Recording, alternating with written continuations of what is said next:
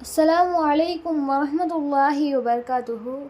إن الحمد لله إن الحمد لله نحمده ونستعينه ونستغفره ونعوذ بالله من شرور أنفسنا ومن سيئات أعمالنا. من يهده الله فلا مضل له ومن يضلل فلا هادي له. أشهد أن لا إله إلا الله وأشهد أن محمدا عبده ورسوله. أما بعد. يا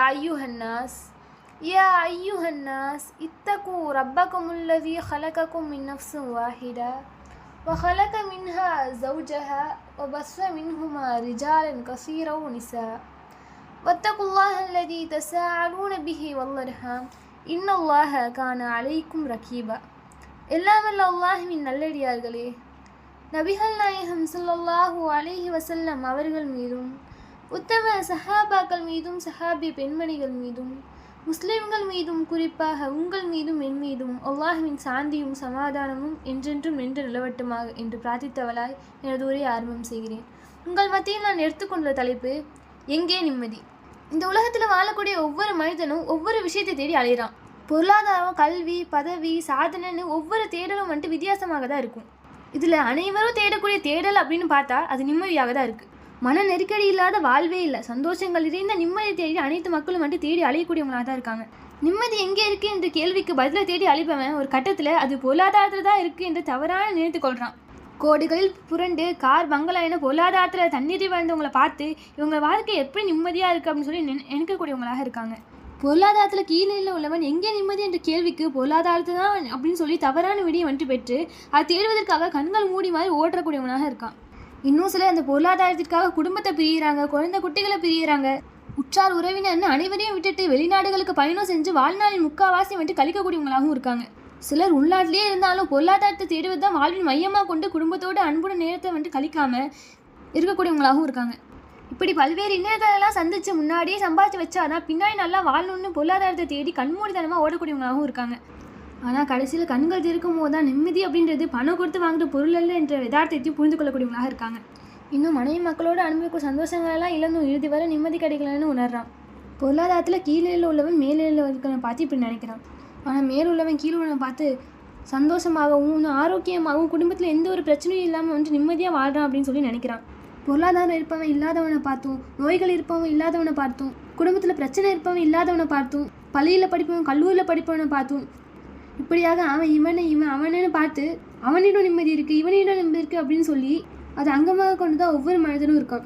ஆனால் கடைசி வரை நிம்மதி எங்கே என்ற கேள்விக்கு விடை மட்டும் அவங்களுக்கு இருப்பதா தெரியலை. எனவே உண்மையான நிம்மதி எங்கே இருக்குது அப்படின்றத பார்ப்போம். அல்லாஹ் தஆலா தன் திருமறையில் சொல்லும்போது, அல்லதீன ஆமனு தத்மஇன்னுல் குலூபுஹும் பிதிக்ரில்லாஹி தத்மஇன்னுல் குலூப், நம்பிக்கை கொண்டவரின் உள்ளங்கள் அல்லாஹ்வின் நினைவால் தான் நிம்மதி வருகின்றன. அறிந்து கொள்ளுங்கள், அல்லாஹ்வின் நினைவால் தான் உள்ளங்கள் நிம்மதி வருகின்றனன்னு சொல்லி அல்லாஹ் தஆலா தன் திருமறையில் சொல்கிறான். நம்ம வாழ்வில் எப்போது நம்ம நிம்மதி இழக்கிறோம்? சோதனை, கஷ்டம் அப்படின்னு வரும்போது தான் நம்ம வந்துட்டு நிம்மதி இழக்கக்கூடியவங்களாக இருக்கும். நம்ம வாழ்வில் எந்த ஒரு கஷ்டம் நஷ்டம் வந்தாலும் இறைவன் நிச்சயமாக நமக்கு இதிலிருந்து ஒரு நன்மை தருவான் என்ற நம்பிக்கை வேணும்.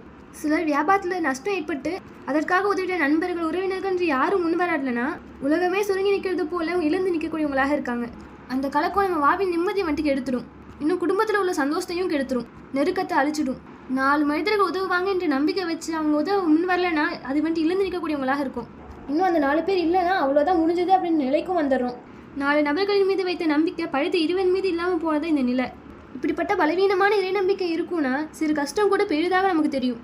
ஆழமாக இறை நம்பிக்கை இருக்கும் அப்படின்னா பெரும் கஷ்டங்கள் கூட இறைவன் எனக்கு உதவுவான் அப்படின்ற நம்பிக்கையால் சுக்குநூறாக போயிடும். இன்னும் போதும் என்ற மன நிம்மதியை இழக்க வைக்கும் மற்றொன்று வாழ்க்கை முறை என்னன்னா, இருக்கின்ற வசதியை வச்சு போதுமாகி கொள்ளாம பிறரை போல் நானும் வாழணும் அப்படின்னு நினைக்கிறது தான். அந்த வாழ்க்கை முறை ஆண்கள் இடத்துலையும் இன்னும் அதை விட அதிகமாக பெண்கள் இடத்துலையும் காணப்படுது. தனக்கு இறைவன் கொடுத்த அருட்கொடைகள் நன்றி செலுத்தவே ஒவ்வொருவருக்கும் நாட்கள் போதாது.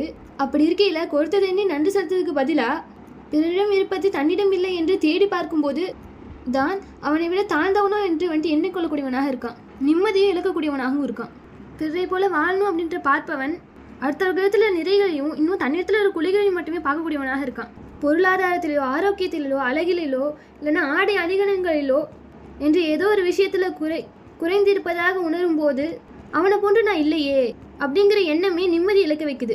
அதனால தான் உனக்கு மேலுனை பார்க்காத கீழுனை பார் என்று இஸ்லாம் வந்துட்டு கட்டளையிடுது. செல்வத்திலும் தோற்றத்திலும் தன்னை விட மேலான ஒருவரை ஒருவர் கண்டா உடனே அவற்றை தம்மை விட கீழே உள்ளவர்கள் வந்து நினைத்து பார்க்கட்டும் என்று நபிகள் நாயகம் ஸல்லல்லாஹு அலைஹி வஸல்லம் அவங்க சொல்றாங்க. சிலர் பைக் வச்சிருப்பாங்க, அவர்களோட பார்வை கார் வச்சிருக்கவங்களோட நோக்கி இருந்துச்சு அப்படின்னா நம்மால் இயலவில்லை என்ற ஏக்கம் நிம்மதியை வந்து இழக்க வச்சிடும். அதனால அவர் தனக்கு கீழே உள்ள சைக்கிள் செல்றவங்களை வந்து பார்க்கணும். சைக்கிளில் செல்றவங்க நடந்து செல்றவங்கள பார்க்கணும். நடந்து செல்றவங்க கால் இல்லாமல் தவழ்றவங்களோட நிலை வந்து பார்க்கணும். ஒவ்வொருவரும் அவங்களுக்கு கீழ்நிலையில் இருக்கவங்கள பார்க்கும்போது நமக்கு இறைவன் கொடுத்த நிறை கவனத்தில் வந்துட்டு வரும்.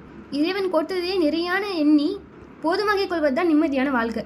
எந்த கஷ்டம் வந்தாலும் இறைவன் கொடுத்ததுன்னு கடந்து போகிறது நமது மன அழுத்தம் குறைந்து நிம்மதியுடன் இருக்கலாம்.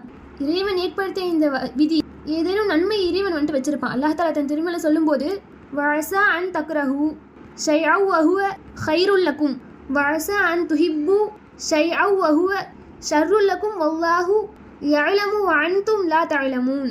நீங்கள் ஒன்றை வெறுக்கலாம், அது உங்களுக்கு நன்மையாக இருக்கக்கூடும். நீங்கள் ஒன்றை விரும்பலாம், அது உங்களுக்கு தீயதாக இருக்கும். அல்லாஹ்வே அறிகிறான், நீங்கள் அறிய மாட்டீர்கள். அல்லாஹ் தஆலா தன் திருமலை சொல்கிறான். நமக்கு எது சிறந்தது அப்படின்னு படைத்தவனுக்கு தெரியும். நம்ம நன்மையாக நினைப்பது நமக்கு தீமையாக இருக்கலாம், நம்ம தீமையாக நினைப்பது நமக்கு நன்மையாகவும் இருக்கலாம். அவனே அறிவான், அதுதான் நம்மளுக்கு வழங்குவான் என்ற விதியின் நம்பிக்கை வாழ்வில் அனைத்து கஷ்டங்களின் போதும் மன நெருக்கடியை குறித்து நிம்மதி தரும். எனவே இஸ்லாம் மனித வாழ்வின் நிம்மதிக்காக இத்தனை வழிமுறை நமக்கு கற்றுத்தருது. இந்த வழிமுறையின்படி முஃமின்களாகவே வாழ்ந்து மரணிக்கும் பாக்கியத்தை வல்ல ரஹ்மான் உங்களுக்கும் எனக்கும் ஆக்கி அருள் புரிவானாக. வாஹித் அஹ்வான் அல்ஹம்துலில்லாஹி ரப்பில் ஆலமீன். அஸ்ஸலாமு அலைக்கும் வரஹ்மத்துல்லாஹி வபரகாத்துஹு.